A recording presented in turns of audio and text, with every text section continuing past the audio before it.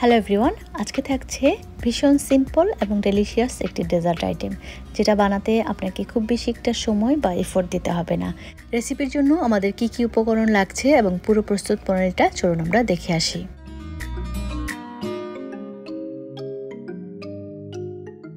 প্রথমে আমি একটি দুধের মিশ্রণ রেডি করে নেব। এর জন্য আমি একটি হাঁড়িতে নিয়ে নিলাম ইভাপোরেটেড মিল্ক, আরও নিয়ে নিচ্ছি এখানে লিকুইড মিল্ক।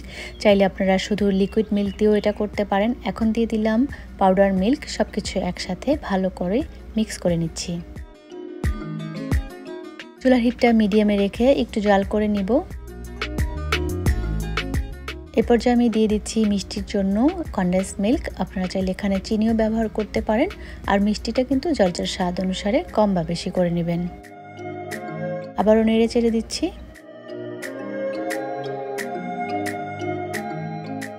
এবার দিয়ে দিচ্ছি সামান্য কিছুটা এলাচের গুঁড়া। দুধের এই মিশ্রণটা 4-5 মিনিটের মতো জাল করে নেওয়ার পরে এ পর্যায়ে আমি এখানে দিয়ে দিব কাস্টার্ড পাউডার। আর কাস্টার্ড পাউডারটাকে আমি আধা কাপ দুধের সাথে আগে থেকেই গুলিয়ে রেখেছিলাম। এখন আবার একটু নেড়ে চেড়ে দিয়ে দিব এই দুধের মিশ্রণের সাথে। আর কাস্টার্ড পাউডার দেওয়ার কারণে এই মিশ্রণটা খুব দ্রুত কিন্তু ঘন হয়ে আসবে। আপনারা কাস্টার্ড পাউডারের পরিবর্তে এখানে কর্নফ্লাওয়ার অথবা কর্নস্টার্চও ব্যবহার করতে পারবেন। কাস্টার্ড পাউডারের মিশ্রণটা দেওয়ার পরে এই মিশ্রণটা কিন্তু অনবরত নেড়ে চেড়ে নিতে হবে, নাহলে কিন্তু নিচে লেগে যেতে পারে।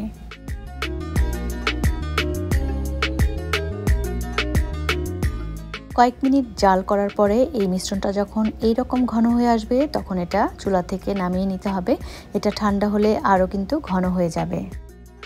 এবার আমি ডেজার্টটি যেই সার্ভিং ডিশে সার্ভ করব, সেটাতে আমি বেশ কিছু ড্রাই কেক দিয়ে এভাবে সাজিয়ে নিয়েছি। আর একটা কাচের জারে আমি 1 কাপ গরম পানির সাথে আধা কাপ চিনি দিয়ে এটাকে বেশ ভালো করে মাইক্রোওয়েভ করে চিনিটাকে গলিয়ে নিয়েছি, এবং তারপর গরম অবস্থাতেই এই ড্রাই কেকগুলোকে আমি সেই চিনি শিরা দিয়ে ভালো মতো ভিজিয়ে নিচ্ছি। এরপর আমি যেই দুধের মিশ্রণটা রেডি করে রেখেছিলাম, সেটাকেও গরম গরম এই ড্রাই কেকের উপরে দিয়ে বেশ ভালো করে এগুলোকে কোট করে নিতে হবে।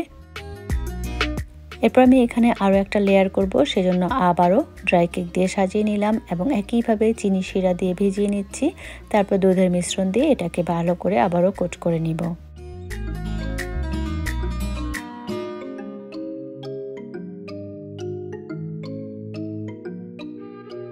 এবার আমি এর উপর দিয়ে কিছু বাদাম কুচি দিয়ে দিচ্ছি।